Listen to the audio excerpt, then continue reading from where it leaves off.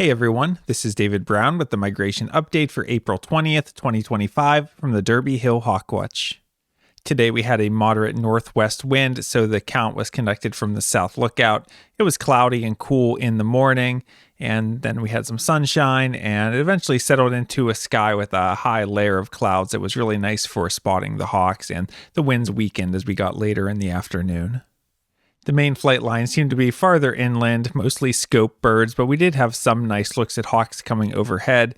We had some small kettles of broadwings in the morning, and then as we got into the afternoon, those kettles came more overhead, giving us some nice looks. Here's an adult broad-winged hawk. Here we have a medium-large raptor with pointed wings. This is our largest falcon, the Peregrine falcon. Here we have a small raptor with rounded wingtips, so this is a hawk, and we see a long tail. The overall shape, we should be thinking accipiter, and we see a very small head on this bird. This is a sharp-shinned hawk.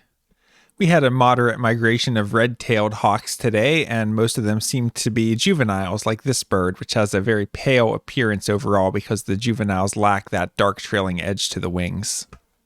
Here's another nice look at an adult broad-winged hawk. Notice that broadwings have that typical buteo shape but have more pointed wingtips because the wingtip is only made up of 4 feathers, 1, 2, 3, 4, compared to the 5 feathers that make up the wingtips of red-tailed hawks and red-shouldered hawks.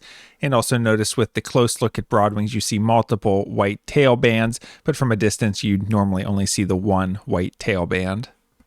Peregrine falcons have been scarce so far this season, so we were surprised to get a second adult peregrine falcon migrating over and giving us another excellent look. Here we have an eagle, and we see a large head and a lot of white, especially in this wing pit area, making this a young bald eagle. Here we have an eagle that from the silhouette we see it's rather small-headed, especially compared to the length of the tail, and perhaps most notably we see big white patches in the center of the wings because this is an immature golden eagle. Here we have a lanky black and white raptor with drooping wings. This is an osprey. Up until today, all of the broad-winged hawks that we had gotten a good look at have been adults, but today we had the first juvenile broad-winged hawk. There were a few eastern meadowlarks around in the afternoon, and they were stunning in the light. Here we have a hawk that is a very strange shape. Look at the shape of the wings. This is an adult broad-winged hawk, but it has some very strange feather wear here on the inner primaries, so it gives it kind of a bulging appearance to the trailing edge to the wings. I've never seen anything like this, and it's a different wear pattern than we've been seeing on some broadwings that have a lot of damage to the tip of the tail and the wingtips of the outer primaries, so very interesting wing pattern on this bird.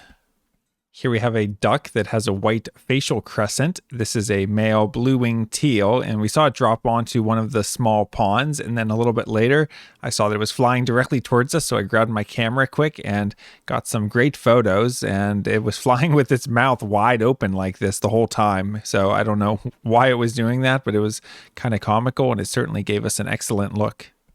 Here's another photo of that male blue-winged teal, and we can see the upper wing pattern where it has that bluish patch to the top of the wing, and then white, and then it has the green on the speculum. So very pretty wing pattern that gives the bird its name, blue-winged teal.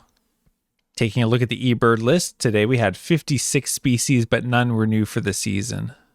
Taking a look at the hawk count report for our migrating raptor totals, today we had 166 turkey vultures, 4 ospreys, 32 bald eagles, 4 northern harriers. We had 35 sharp-shinned hawks and 4 Cooper's hawks. For buteos, we had 3 red-shouldered hawks, 784 broad-winged hawks, 44 red-tailed hawks, and 1 rough-legged hawk. We had 4 golden eagles, and for falcons, we had 3 American kestrels, 1 merlin, and 2 peregrine falcons, for a total of 1,087 migrating raptors.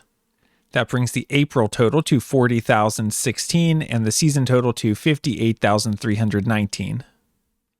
Taking a look at the forecast for tomorrow, they're calling for some rain with a high in the upper 50s and wind southeast of 15 to 25 miles per hour. So it's our best wind direction being southeast. That tends to keep the raptors low and close, and it's a good speed.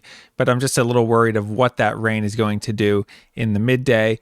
Around the times that it's raining, we'll probably get a flight of things like Sharpies and Kestrels and Harriers, but depending on when that rain hits, will affect whether or not we get a broad-winged hawk flight. So I would recommend checking the weather in the morning and seeing what they're calling for the rain. But we're talking about good southerly winds in the peak migration time, so could end up being something good. For Tuesday, they're calling for overcast skies and a high in the upper 40s. Winds west at 15 to 25 miles per hour. Will probably be down at the south lookout and expect moderate migration. And for Wednesday, it's looking sunny with a few clouds and a high in the mid-50s. Winds west-northwest at 5 to 10 miles per hour, so that'll be another south lookout flight and expect moderate migration. All right, a nice sunny day of hawk watching down at the south lookout and a good group of people. We had some nice looks at birds overhead, but we also had a lot of distant birds moving, so hopefully tomorrow we'll get some more good looks at birds again, so hope to see you out soon at Derby Hill. From Lyco Birds, this is David Brown. Thanks for watching.